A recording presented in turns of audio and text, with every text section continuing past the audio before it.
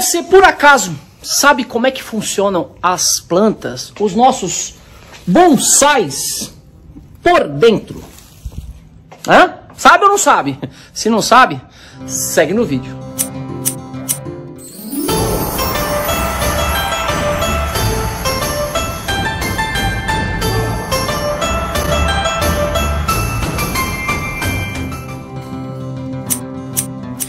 Olá, amigos e amantes da arte do bonsai, McDonald Fernandes falando aqui diretamente do canal ABC do Bonsai para trazer um vídeo super bacana sobre fisiologia. Gente, eu aprendi tanto com esse vídeo que eu quero que vocês prestem atenção, mas muita atenção. Se precisar, assistam 2, 3, eu já assisti umas 5 vezes esse vídeo para poder memorizar, para poder aprender tudo aquilo. Vale a pena. É com a participação do professor Carlos e da professora Andressa, do canal Bonsai Ciência. Gente, vocês não têm noção o quanto eu aprendi com esse vídeo. Carlão, um abração para você, irmão. Andressa, um beijão para você. Adorei essa aula. Confesso que eu tinha muita coisa que eu nem sonhava. Fototropismo. O Bruno vai colocar o nome aqui, ó. Parece ter palavrão, gente. Fototropismo negativo, positivo, mas o negócio é o seguinte, bora para a aula? Então segue aí, porque eu tenho certeza que vocês vão aprender demais. Bora! E aí, pessoal, tudo certo? Bom, eu me chamo Carlos Leite e faço parte do canal Bonsai Ciência. Nós fomos convidados pelo nosso super amigo McDonald Fernandes, do ABC do Bonsai, para falar um pouquinho como é que funcionam as plantas de dentro para fora, tá certo? Então nós vamos falar um pouquinho de hormônios vegetais hoje, mas quem vai falar com vocês vai ser a professora Andressa Eurrichel. Ela é bióloga e mestre em biologia celular e molecular. Espero que gostem do conteúdo. Oi pessoal, tudo bem? Meu nome é Andressa e hoje a gente vai conversar um pouquinho sobre os hormônios vegetais. Primeira coisa, o que é um hormônio? Hormônios são moléculas que as plantas e nós, animais também, utilizamos para que as nossas células consigam se comunicar. Quando uma célula libera um hormônio, ela libera um sinal, na verdade, para que a planta comece a desenvolver alguma fisiologia específica. Os hormônios que a gente vai conversar aqui hoje são o ácido abscísico, a auxina, o etileno e a citocinina, tá? Existem vários hormônios vegetais, mas eu acredito que esses sejam os mais interessantes nesse momento. Bom, o ácido abscísico, ele é um hormônio que tem vários papéis importantes desde do momento da germinação das sementes. As sementes, elas têm uma característica que é a capacidade de dormência. Vocês já devem ter percebido que as sementes só vão germinar depois que elas sofrerem um fenômeno chamado embebição, ou seja, quando a água cai em cima delas, né? Por quê? Porque a casquinha da semente, que a gente chama de tegumento, ela tá toda embanhada nesse hormônio que a gente chama de ácido abscísico. E ele comanda que essa semente fique dormente. Só depois que essa semente ela é lavada pela água, que o ácido abscísico sai, é que o embrião, que tá dentro da semente, consegue germinar. Então, função número 1, né, do ácido abscísico. Função número 2 do ácido abscísico, pessoal. Ele ajuda as plantas a resistirem a problemas como, por exemplo, frio severo. Quando tá frio demais, a planta acaba baixando o metabolismo dela, porque isso pode ser perigoso, né? Se tu tem pouca luz, como no caso do inverno, né, temperaturas são bastante baixas, a planta não pode seguir com o mesmo metabolismo que ela tinha no verão. Ela não pode seguir produzindo as mesmas coisas que ela produzia antes, na mesma quantidade, porque não tem energia solar suficiente para isso. Então, quando, né, por exemplo, nesse caso, tu tem menos luz, no caso do inverno, ou menos água, por exemplo, as plantas elas acabam liberando o ácido abscísico para que ela reduza o seu metabolismo para conseguir sustentar a produção de substâncias para aquela época do ano, aquela época de seca ou então aquela época de inverno. Outra coisa importantíssima, pessoal, é justamente a seca. Vocês já devem ter ouvido falar que as folhas elas têm poros que a gente chama de estômatos. Estômatos, quando estão abertos, fazem com que a planta perca água por transpiração. Se essa planta está passando por uma crise hídrica, se ela está passando por um momento de seca, ela também vai liberar o ácido abscísico. O ácido abscísico vai fazer com que esses estômatos fechem para que ela perca menos água por transpiração, ok? O próximo hormônio que a gente vai conversar é a auxina. A auxina, pessoal, é um hormônio que tem inúmeras funções. Uma das que eu mais vejo os bonsaístas utilizando é uma função especialíssima chamada dominância apical. O que acontece? A parte da planta que produz auxina é o que a gente chama de gema apical, aquela gema que está mais alta lá na planta. E ela produz essa auxina, conforme vai sendo produzida, ela vai caindo, vai indo em direção aos tecidos que estão mais para baixo. E o que acontece? Essa gema que está produzindo essa auxina, ela é dominante em relação às outras. Enquanto ela estiver lá, todas as geminhas laterais do vegetal vão estar dormentes.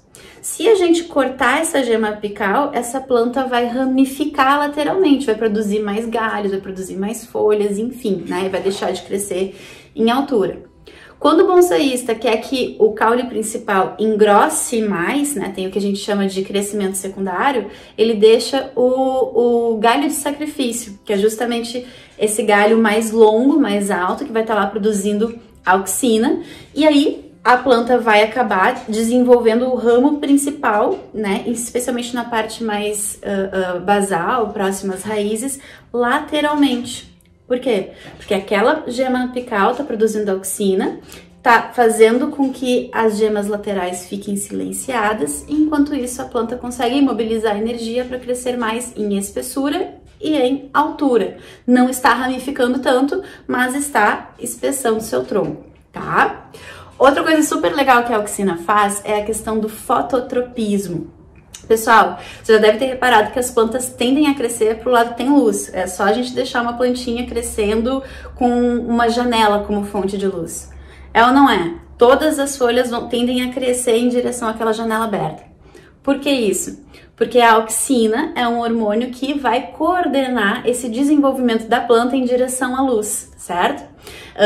A gente diz que as folhas, né, na verdade, a parte aérea da planta, o caule, os ramos, eles têm fototropismo positivo, porque ele vai crescer em direção à luz. E as raízes respondem de forma contrária, eles têm fototropismo negativo, que eles fogem da luz, né? A raiz ela tem que se enterrar no substrato. Ainda, a auxina ela também tem uma possibilidade que a gente chama de gravitropismo ou geotropismo. O que é isso? É a capacidade da planta de responder à ação da gravidade. Eu vejo muitos bonsais muito legais que se empoderam dessa questão do gravitropismo que a auxina dá para elas para conseguir fazer curvas maravilhosas, né? O gravitropismo é um negócio sensacional, pessoal. Imaginem o seguinte, tá? Você tem uma plantinha, tá crescendo aqui com o caule para cima, normal, tá? Agora tem uma pessoa rebelde, tu quer que a tua planta cresça de lado. Tu vai lá e bota o teu vaso de lado, assim. A tua esperança é que a planta cresça, continue crescendo para frente. Isso não vai acontecer. Porque ela tem uma coisa que se chama gravitropismo, que é a possibilidade da planta de responder à lei da gravidade. Isso também é coordenado por auxina. Quando tu coloca o teu vasinho de lado e a tua plantinha fica de lado, a auxina se acumula na parte inferior do caule. E aí o que acontece? Isso estimula essas células de baixo a se alongarem bastante e essa planta acaba crescendo para cima, né? Então não importa se tu colocar esse teu caule de lado, a parte nova do caule que vai se desenvolver, ela vai crescendo para cima. Quando tu colocar o teu vasinho, né, de pé de novo, tu vai ter uma plantinha tortinha assim. E aí essa nova parte aqui vai continuar crescendo para cima. Então é muito interessante essa questão do gravitropismo. Acontece tanto para caule quanto para raiz. Nesse caso, a gente diz que o caule teve gravitropismo negativo, porque ela cresceu contra a lei da gravidade, né? Cresceu para cima, e a raiz tem gravitropismo positivo, porque ela cresce a favor da lei da gravidade, cresce para baixo. Bom, o próximo hormônio é a citocinina. Dentre as várias funções que a citocinina tem, eu vou destacar duas. A primeira é a capacidade de divisões celulares. Quando a gente corta aquela gema apical que está liberando a auxina, lembra da dominância apical?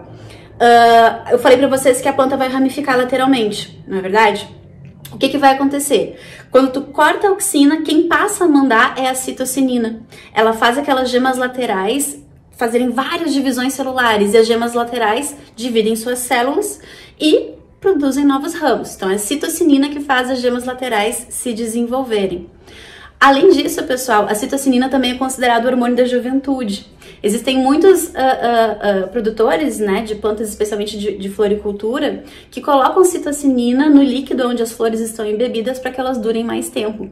Ela realmente faz com que as plantas durem mais tempo. Tem um hormônio antagônico à citocinina, que é o etileno. O etileno, ele é um hormônio gasoso, ele se espalha facilmente, né, através dos tecidos vegetais e provoca exatamente o efeito contrário, que é fazer a planta amadurecer mais facilmente, tá? Você deve ter reparado, quando tem uma fruta podre no cesto, todas as outras tendem a amadurecer mais rapidamente.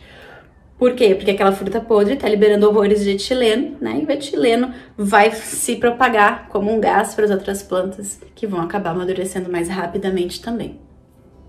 Bom, o etileno também é o responsável pela queda das folhas, pessoal. Ele atua junto à gibberellina, por exemplo, nas plantas caducas, né? Nas plantas que a gente chama também de decíduas.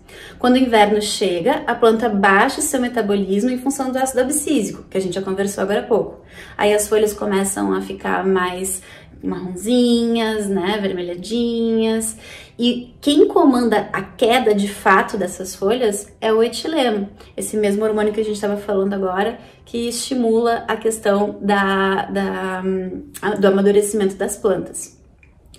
E por fim, mas não menos importante, vamos falar sobre a gibberellina. A gibberellina é o hormônio que faz, dentre várias outras funções, faz as sementes germinarem. A partir do momento em que uma semente recebe água, sofre o fenômeno da embebição e lava o ácido abscísico dela, a semente só vai germinar também se ela tiver absorvido água suficiente para ativar a gibberellina. A gibberellina é o hormônio que faz com que o embrião consiga fazer a germinação. Gibberellina, germinação. Bom, pessoal, então para que as plantas consigam produzir todos esses hormônios no momento correto, né, tanto do seu estágio de vida, quanto da estação do ano, quanto do período de seca, né, para que essa planta consiga produzir a quantidade de hormônios correta, né, e a qualidade de hormônios corretas no momento certo, elas precisam ter condições adequadas, né? Essas plantas precisam estar minimamente saudáveis. Então ela precisa receber bastante luz durante o dia, ela precisa ter um bom substrato com um adubo adequado, né? Então são todos cuidados que eu vejo que vocês têm e que devem ser sempre aprimorados. Certo, pessoal? Então por hoje era isso, muito obrigada pela atenção, um abração!